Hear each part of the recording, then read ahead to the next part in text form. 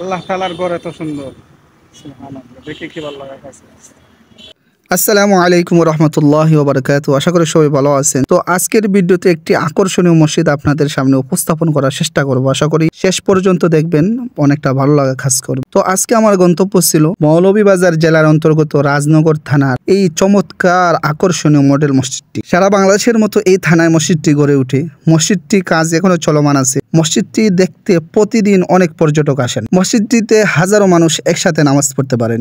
ইসলামী সংস্কৃতির এক অনবদ্য স্মৃতি হিসাবে দাঁড়িয়ে আছে এই মসজিদ। এই থানার মানুষের আশা এই মসজিদটি কেন্দ্র করে এলাকার মানুষের ঘরে ঘরে পৌঁছে দিবে শান্তির বার্তা, ইসলামের আলো। এই মসজিদটি হতে পারে এই উপজেলার ইসলামিক সংস্কৃতির কেন্দ্রবিন্দু। মসজিদটি সম্পূর্ণ নির্মাণ কাজ শেষ হলে দেখতে আরো আকর্ষণীয় হবে আশা করা যায়।